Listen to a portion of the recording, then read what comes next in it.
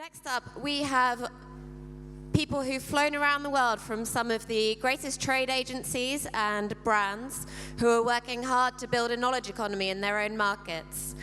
I'd like you to put your hands together, please, for Prerna, Suri and her panel, Building a Digital Economy. Thank you very much.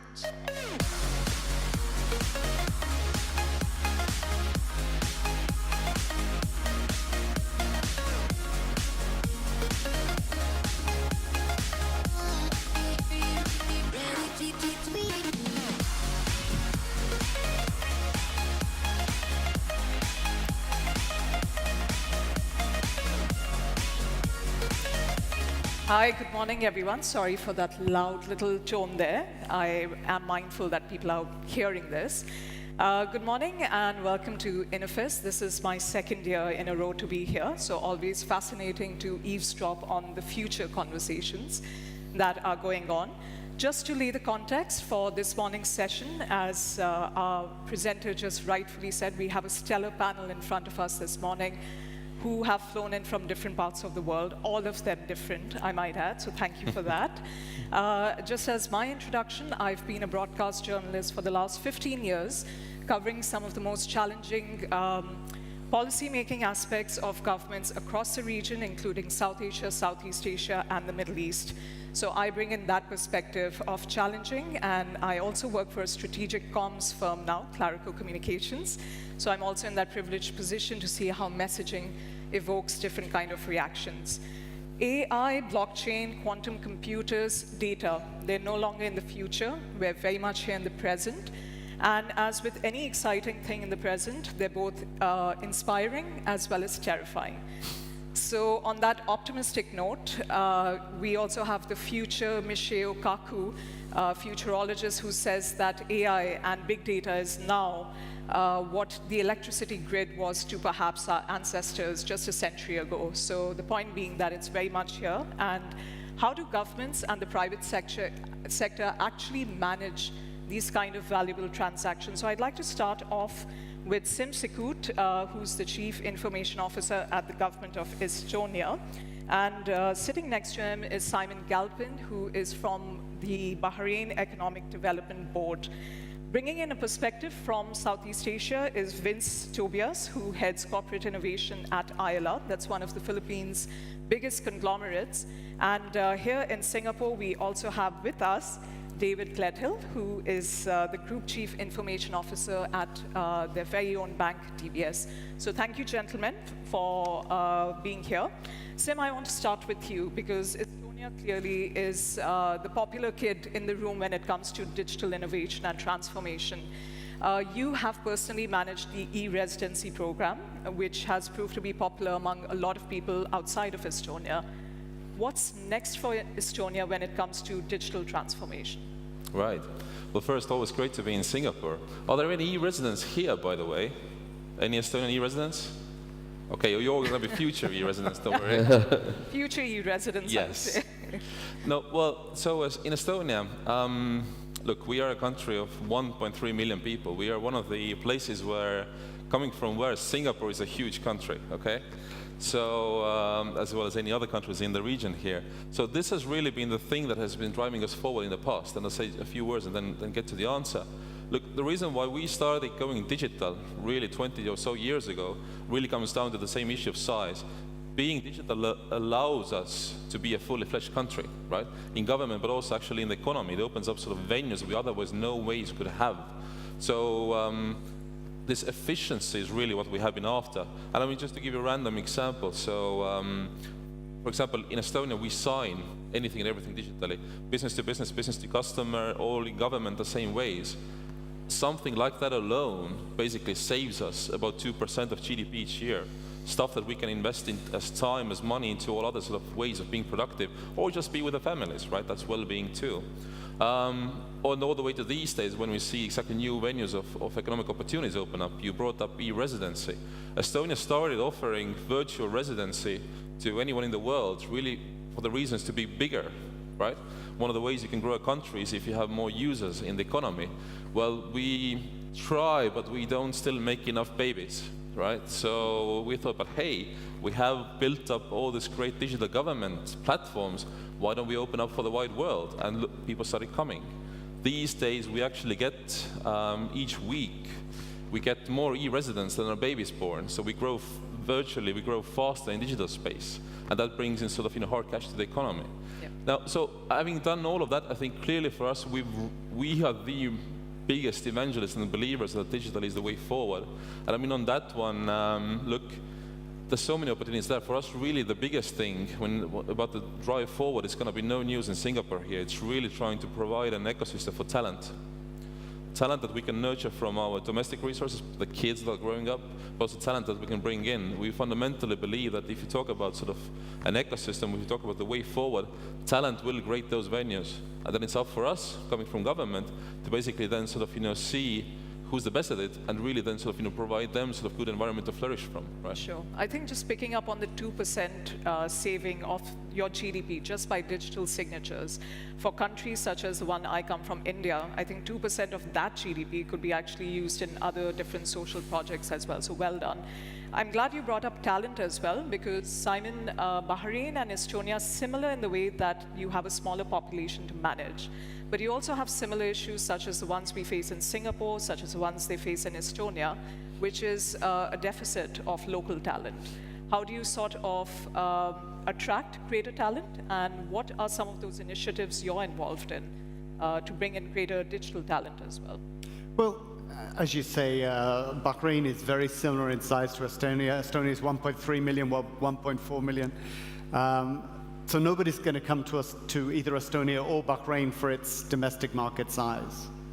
And so what we have to do is to try and turn being small into being beautiful. And to do that, what we say to investors, what we say to entrepreneurs and other large corporates is, because we're small, we can offer access. So access to decision makers. You can partner with us, whether you're a big multinational, a medium-sized company, or even an SME, to develop the regulations that suit your business. The second thing about being small is that it also provides access to investors. We've got the second highest concentration of high net worth individuals in the world after Monaco. So what we have to do is then make sure that startups have access to those investors by giving them investor education and training, so they learn from other VCs and other venture capitalists and angels around the world. And the third thing for us is access to surrounding markets. So access to Saudi Arabia, the largest economy in our region, is very, very important for companies. Now, this is what attracts talent. So Bahrain really offers more of a carrot than a stick. We offer incentives for people to employ Bahrainis, and we've got a very entrepreneurial workforce. But we also make it very easy to bring in talent from all around the world to come in and join startups or big corporates. I actually grew up in Dubai, which is Bahrain's neighbor, and Simon, you and I were chatting about this, and it's incredible to see the kind of transformation that's happening in that part of the world, especially when it comes to fintech and digital transformation.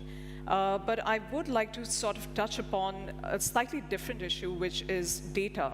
We all know that data is here. It's currency, it's the new gold, perhaps the new platinum. I wouldn't say it's gold anymore. And then we also have that little niggly aspect of privacy. And then what we saw in the European Union recently with GDPR. So, David, how do you balance, as a bank, having that privacy issues of your consumers' data and yet utilizing it for your business? Yeah, so it's a tricky issue, and one which we debate a lot internally. There's a big difference between providing great value for your customer and appearing somewhat creepy as well. But this whole data and privacy and unlocking that can be hugely powerful. I'll give you an example of that, and this really is to where how the government plus fintech plus corporates can really come together to create something very special, and using data and privacy kind of things to unlock that. It's something that the India government has done. They have this whole, what they call the India stack. One of those things is the Aadhaar card, which is a biometric identity card, and comes with a thumbprint, and you can identify people. So in Singapore, you can use it to clear customs. But what India did is went one stage further. They said, you know, this personal identification is so important in the country. What if we open up identity and as a service? So you don't have to give data away, but we'll tell you whether this thumbprint matches this ID card. Hugely powerful. And now one could argue that that's broaching on privacy questions, but the power when you unleash that is incredible. We did that, for example. We took that and then partnered with a whole load of fintechs to create then a digital-only bank in India.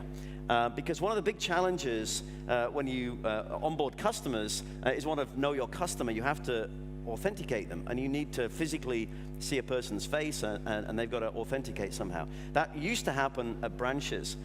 What India has done by opening up this sort of API and creating the platform, if you like, for authentication, is we can authenticate anywhere now. All we need is a thumb reader and somebody to look at the card in the thumb reader. So, but we got to put thumb readers somewhere, and so we go out into the India ecosystem and a couple of startups, and actually the biggest one, Cafe Coffee Day, the largest coffee chain in India, like the Starbucks of India, and they have 650 points of presence, outlets, and we gave each one a thumb reader, and we plugged that into their point of sale terminal and used APIs to connect that up to the privacy of the India government to authenticate. And so now somebody can go to a Cafe Coffee Day and order a cafe, a latte, a cappuccino, or a DBS bank account. So you think that's great for a you cup think of of the coffee. power that's unleashed. Millions of customers, startup enabled, data and privacy concerns taken care of, all in one shot. I was just about to say it's great for a cup of coffee because, you know, millennials, and I call myself a borderline millennial, I'm not quite. I would give away my data, but looking at the recent data security breaches, without naming anyone in the room, it has become more imperative to sort of protect your customers, citizens' data as well. So again, I'm sort of bringing it back to that question, and this is open to anyone in the panel. How do you balance it out? How do you make sure that your citizens, your customers are getting the services without actually letting go of something as personal as, you know, my son's birthday, for instance? Go ahead. Yeah, I'll be happy to jump in. I'll say just 2 words about GDPR first, because you brought it up as well, right? I think there are 2 ways of looking at what Europe is now trying to do. And one way is to say that it's trying to sort of block data away. Actually, the other way to look at it, and that's an optimist view, is to say that actually there's now a very powerful framework how to actually share data and enable the reuse of data in one of the safest ways in the world, right? So we'll still see how it all plays out in practice. There's lots of hassle still ahead, you know, don't get me wrong there. But in many ways, I think it's geared for that. And I think this really gets to my point, and the point of the answer is to say that, look, at least again from government point of view, it's our job to put in place the proper safeguards, right? Be them sort of from legal point of view, which is GDPR, for example, or be them also from technical point of view. I mean, I think the example David brought up with the identity setup in India is great. I mean, that's exactly how we have been doing as well in Estonia for more than 20 years now, is to say, look, we can provide some sort of platforms, right, that actually allow for better protection of privacy, identity being the prime one among them, right? But secondly, privacy protection also can go to very simplest of features. I mean, the most powerful thing we ever did is technically so simple, it's even so silly in a way. For example, if you take healthcare data that in Estonia is open for the next reuse, for example, the next doctor, then essentially how we did that, it's an opt-out system. By default, it will be shared. If you don't like it, you can opt out. It's small, basically click in the sort of interface online. But the powerful thing is that we opened up the logbook for you. There's a log. I mean, everybody in technology knows that there's a log about each sort of, you know, transaction and sort of anybody going into any data. If we just open this up for the user, they immediately have control and oversight over what happens to them. So, for example, we are even claiming that in that sense, there's no big brother in as a government. You are the big brother over the government because you actually have now a way to see who is looking into your stuff, why, and if there's a legal framework then basically you'll be protected against misuse as well. I think that from our perspective in Bahrain, you know, it's important that we learn from others' experiences. And being a fairly nimble economy, we can see what's happening in the EU and cherry pick some of the best parts of the legislation. But we're all learning as we go because it's you know, data is becoming such a big issue, both in terms of an advantage and as a threat. But we were forced to introduce data protection legislation Because when we attracted Amazon Web Services to put their first major regional data center in Bahrain for the whole of Africa and the Middle East, we had to put this in place. So now we're leading in our region in terms of data protection. So sometimes it's by compulsion, others it's more foresight. And of course, as you say, we are learning as we go. Vince, I haven't forgotten you, and I know that the Philippines is doing some very exciting things in the whole digital transformation space. You come from the perspective of leading a large company and having within that large company several other companies. Do you feel the need to be agile all the time just to keep up? And if so, what are you doing about that? Yeah, the need to be agile, definitely we feel it. We're a 185-year-old conglomerate, and the industries that we're in are unrelated: banking, finance, real estate, water and energy utilities.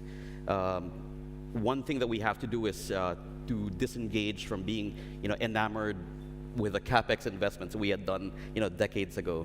So, I mean, we have a telco it's very forward-thinking. It's Singtel is an investor of that. So they knew early on that the capex that they invested in 3G networks were going to be disrupted. I mean, the voice and text revenues that they had that they enjoyed 10 years ago, I mean, we don't have any of that now. So we're looking at data analytics, we're looking at content and streaming and such. And correct me if I'm wrong, I mean, most of the Philippines is actually more reliant on brick and mortar models rather than the other way around. So how do you define that as well? How do you balance the two? Right. Take the case of our bank, which DBS was invested in. We still have one of the largest branch networks in the Philippines, and it's really difficult to wean ourselves from that. We're attached to it, we invested in it. But here we are also looking at how lighter-footed banks like DBS are actually growing exponentially because they're not leaving brick and mortar behind, but they know that a combination of brick and mortar and digital allow them to be quicker and more relevant to the needs and tastes of consumers. Sure. This morning, actually, I was listening into Minister Iswaran's speech as well, and he brought in how governments need to buy in this digital dream. And this is perhaps for everyone on the panel. Simon, you talked about a little bit on the threats of data protection as well, and the potential of cyber attacks, data breaches. We're seeing that happen as we go. Do governments actually have that ambition to buy into the digital dream, or are they still slicing the pie thinner and thinner by the competition? I think we're buying into it, but I think we need to bring in talent, we need to bring in startups that can help us to really access some of these opportunities. And particularly when it comes to cybersecurity, it's not just about bringing in the big guys, it's about bringing in smaller companies, nimble companies that can react to some of the threats that we face. Well, I think if you ask me, our luck and luxury is that we have a close friendship with many governments around the world, right? And we get many visitors each day coming to see some of the our story and the lessons learned. My take is that by far governments are not still fast enough, and in many places, and including even ours. I mean, there's still so many ways we should be doing more and faster with digital stuff in Estonia as well. And I think what it comes down to is really to say that, and I think the issue is not necessarily the risk as such. I mean, risks can be managed. At the end of the day, I mean, we've seen also in Estonia, cybersecurity is a thing you have to manage for. Yes, but it can be managed. So that doesn't have to remain an obstacle. It basically comes down to willingness. I mean, are you willing to go ahead? Are you willing to basically make the machinery of government change? And that takes skill and decision. But again, how does cybersecurity fit into this entire debate of data analytics? Vince, you talked about that, big data, machine learning. We all know that things are changing quicker than ever, every second. So how are governments being equipped, and perhaps even from the private sector, David, for you, from DBS, you do trillions of transactions every single day. I hope you do, because I bank with DBS as well. How are you sort of investing in that infrastructure? Well, I mean, cyber security and security as a whole subject area is a massive thing for us. We're seeing, though, a complete shift from the traditional sort of defenses of building thicker and thicker walls to using advanced analytics and machine learning to sort of perceive better what's going on at our perimeters, to detect fraudulent transactions, to detect money laundering, to detect cyber criminals coming in at us. So it's kind of a war game with data that we're now playing to really attack back and perceive. And you know, that's where we're actually leveraging a lot of startup communities as well, frankly, and the government, because the government are investing a lot of money. Singapore is, a few other governments are investing in this whole landscape. A lot of startups are focused on that. And you know, for us, that's fabulous, because we want to take all of that knowledge and know-how and ideas to get better and better and better at what we do. You know, meanwhile, the cyber criminals are getting better. So this is a battle that we're raging, where startups, governments, etc., can all help us to do our job better and better. I was about to ask you, David, and not to put you in a tight spot here, but do you think you would exist in the next 30 years or so, given fintech, given disruption? So that's a great question. We hit our 50th birthday, yay, this Happy year. birthday. Happy birthday, DBS. Thank you very much for that. Will we be around in 50 years? Well, we look at the question slightly different. We sort of say to ourselves, and part of the culture we're creating in the organization is we see ourselves evolving to a 22,000 person startup. That's kind of how mentally we perceive. That means you have to run fast, accelerate fast, bring a lot of startup partners in to play and partner with us. And so we see ourselves as an ecosystem rather than just a standalone entity. You know, the bank I mentioned in India had 4 fintech partners that we joined with to create that. And so this ability to speed up our cadence and to kind of work at the speed of startups is critical to our future. If we get that right, and we're making some big steps in that direction, I think we'll still be around relevant. So if there are any fintech startup founders here, you know who to go to for your next round of funding. But I think it's just interesting to talk about digital inclusiveness as well, because not everyone is an Estonia, and this is something that Siim was talking about offline as well, where 90% of your citizens have access to the internet.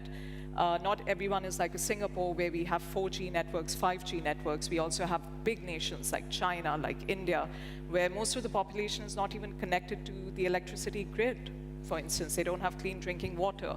So what does digital inclusiveness in a digital economy look like for its citizens? And this is for anyone. Well, one of our challenges, not just in Bahrain, but across the GCC, is that a sizable percentage, the majority of the people there are unbanked. So putting in place legislation to really facilitate eKYC and enabling many of the migrant workers that are in the Gulf and in Bahrain to have access to financial services is going to be very important in the future. Yep.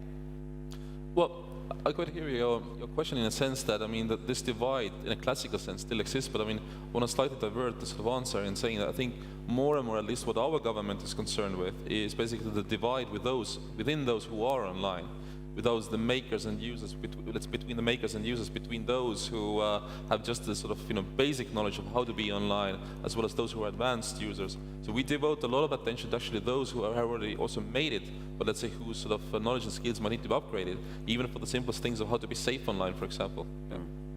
It was humbling to hear Minister Balakrishnan last night when he was talking about what elements had to be in place for there to be an innovative digital ecosystem, and he did mention, of course, education, getting the right amount of engineers and all that. But I was humbled to hear him say infrastructure. I mean, that Singapore is saying that infrastructure was still a big piece that they had to work on. Coming from a developing country, I mean, that's a big issue, and it's not just the money. It's a lot of it is the government not being flexible enough. I mean, right-of-way issues, for example, are there. So the mentality, I'm taking notes, gentlemen. I've got my notebook. It's really that mentality that we have to grow fast, we have to work, that the policy has to be flexible. That's the mentality that I'm looking for, and I am taking notes, and I do envy what you have. Yeah. Just 2 sentences. I think exactly the example of Singapore as well as sort of my own sort of country's case is that there's always the next level of infrastructure to strive for, right? So even, let's say, 4G is out there, 5G is sort of just on the verge of coming, so there's always the next demand to be met. Yeah. Yeah, I think this point is of digital inclusiveness is where enterprises can really play a huge part as well, working together with the government. I look at DBS in Singapore. We cover a broad range of the population, probably the largest of any enterprise outside the government. And we see a big role of ourselves as playing an educator to many of our customers who are unfamiliar, unaware, unsure, not sure how to handle the security aspects. The more we can do to enable that, obviously it helps us because people move to digital channels, but it's a thing that we're working together with the government on trying to drive that adoption curve up, awareness up, to help population not feel excluded from a lack of understanding of what digital is and what can it bring to their lives. That's right, David. It's helping the government shape things and helping our consumers also be open to more digital ways of doing things. And I think that's one of the toughest balances, especially for those in the audience and on the panel who are policymakers in governments, where that in itself is a huge bureaucracy. And Estonia is, of course, an exception in that sense, because you are trying to disrupt a country. You are trying to disrupt a government model in itself. How do you think, and this is again for anyone on the panel, how do you think the model of disruption can be applied in the places that you work in more efficiently, and again thinking about inclusion for the average person on the street? If I just start, I think actually I very much like to echo what David was saying. I think a lot of it comes down to collaboration down the line, right? I think whether how Estonia started identity or how we're doing e-residency these days, it's really built on daily collaboration between stakeholders and sort of public-private partnership in a sort of non-agreement or non-legal contract kind of way, but just true partnership really. So, and I think this is what it comes down to as well, the disruption, right? I mean, we have to, as governments, open up more to allow to be disrupted by the partners, by the next startup, by the sort of existing big players as well, right? This comes down to how we operate government IT shops, but it also comes down to even small things, right? So the platforms that we should open up, we should basically see governments as a sandbox. Interesting, yeah. I know that MAS here has this very nice, effective sandbox model as well. And I think it might be interesting to see how the public-private partnerships that Siim you just touched upon evolve. So in your sense, Simon, what kind of partnerships are actually valuable to, again, attract the kind of people that you want to build Bahrain as? Well, I think it all stems from this word ecosystem that we use so commonly. For me, ecosystem means about balance, all right? It's balancing the needs and the capabilities of the private sector with those of the public sector, but also universities. Getting those three together is very, very important, but not putting too much emphasis on any one. Keeping the balance right is a real challenge. How do you do that? What's the secret sauce? I know it's such a cliche, but doing a lot of things at the same time, but incrementally and as fast as you can.